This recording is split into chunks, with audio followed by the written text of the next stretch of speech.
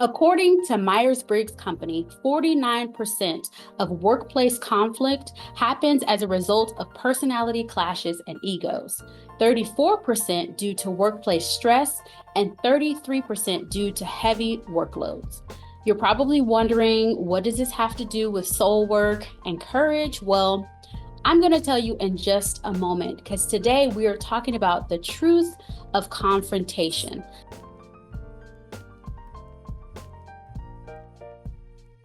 So, welcome back to those who are visiting me yet again for our 25 days of soul work, unwrapping courage, a gift for your soul this season. And for those who are new, my name is Jelisa Dallas.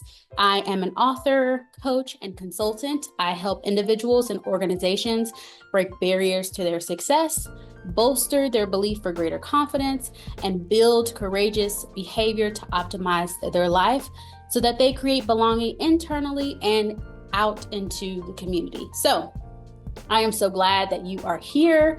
Just to get all of the housekeeping out of the way, if you are interested in following along on this journey with me, then I encourage you to get our complimentary resource at www.gobravellc.com. Again, that's www.gobravellc.com, where you can access that complimentary resource to follow along with me in this conversation. So, because I don't like long introductions, let's go ahead and get started.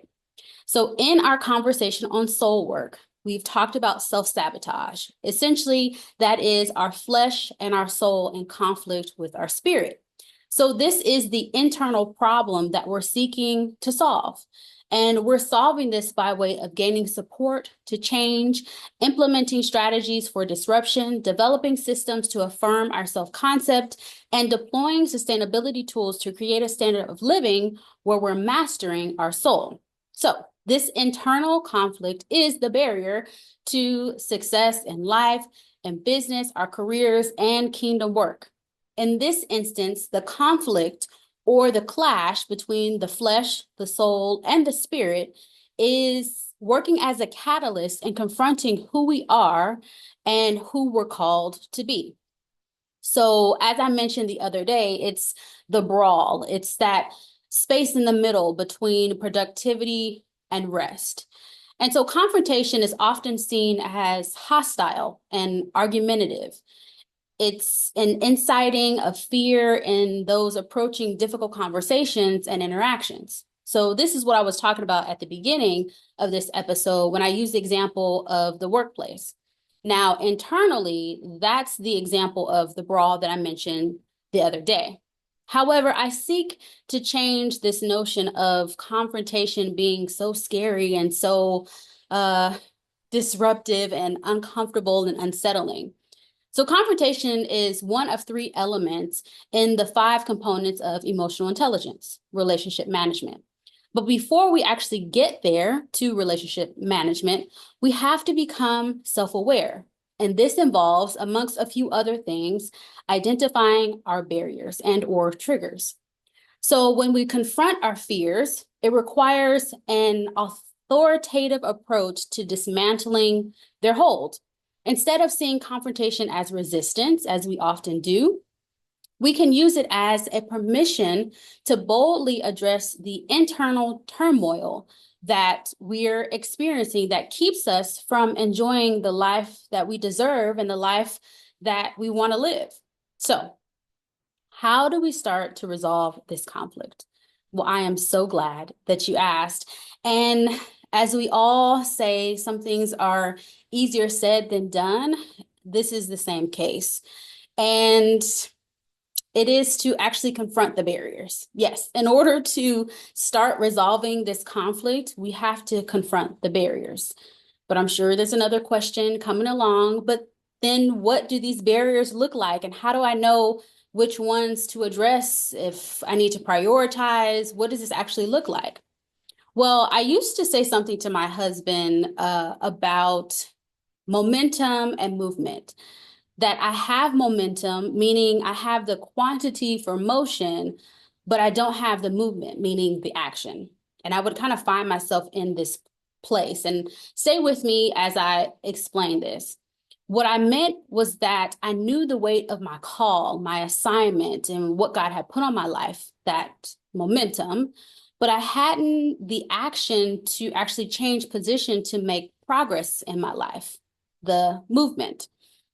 And so, in other words, I felt like I was in a rocking chair. I had the momentum to rock back and forth, but not the movement to get up. Kind of like if you think about the rocking chairs that are sitting in front of Cracker Barrel, if you've ever been there for breakfast, awesome food.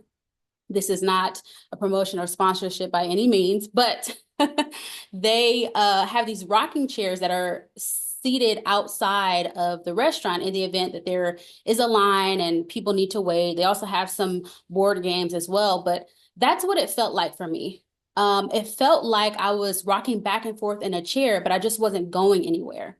And this is how you can determine and address the barriers, essentially identifying what's keeping you stuck and the what in you that's actually causing the stagnation. So, unfortunately, when it comes to the confrontation, the conflict, the barrier, we often idolize and or hide behind these barriers. And I've done it, unfortunately. And sometimes we don't even realize that we are idolizing or hiding behind these barriers. And our priorities get out of whack, which leads us to a place of feeling stagnant and stuck. And so I've identified by doing some work with myself in this soul work process, doing work with clients and groups and in community, that there are 8 barriers that tend to rise up when we are looking at the truth of confrontation and what we can potentially do to address them. But I just want to bring up these barriers to see if they resonate with you and or to see if you have identified them in your own life and what barriers you might have. So to start, achievement. Achievement is a barrier. And you're probably thinking like, how? How is that a barrier? Well, when selfish ambition overrides godly aspiration, then that's when achievement becomes a barrier. We want the more, the better, the best, all the things, and that seems to selfishly drive our motivation. That's, again, when it becomes a barrier. Consumption without focus. That's when we are in information overload, and that becomes a distraction because we're not implementing what we've learned. Instead of taking what we've learned and doing something with it, we just hold on to it and we're stuck trying to figure out, okay, well, what do I focus on first? And how do I start? And what do I prioritize? Unrealistic timetables. At the end of my book, Soul Work, I talk about, or I give an example of what is called soul work fatigue. It's essentially when we're overwhelmed and burnt out, and from that, we have unrealistic expectations in the timing of our healing. Essentially, it's putting a start and end date on something we have simply no control over. And so these unrealistic timetables become ways in which we try to navigate life, and it becomes a barrier. Discouragement and disappointment. We have all experienced it, and these two can become barriers. It's where the facts of our situation override the truth.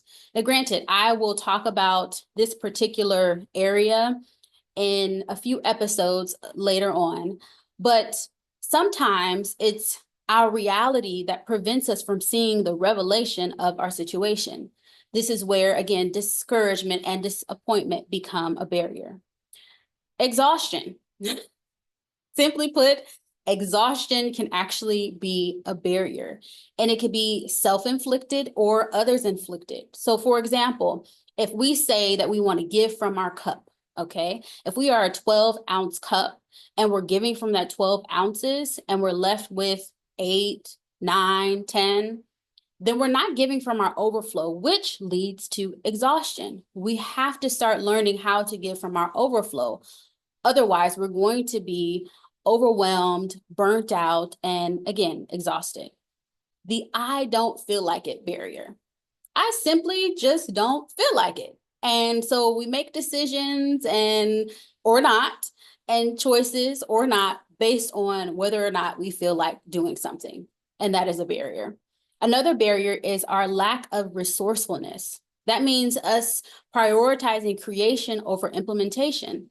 Instead of looking at what we already have, what we already possess, we keep on adding. Same as the consumption of information or consumption that keeps us from focusing, that acquisition of more. We have to have more in order to show up well, in order to do well.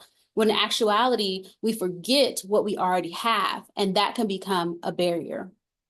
And last but certainly not least, again, from the culmination of my experience of my clients, fear. Fear, I kind of think, is like an umbrella to all of this, because at the core of it, there are pieces of fear that creates the barrier of a lack of resources, of I don't feel like it, of the discouragement and the disappointment, of the unrealistic timetables and the lack of contentment and consumption without focus and the achievement. All of it falls under, at least in my opinion, fear. So tell me, as we wrap up today's conversation, what barriers are keeping you from who you want to be, what you want to be doing, having, and how you want to give?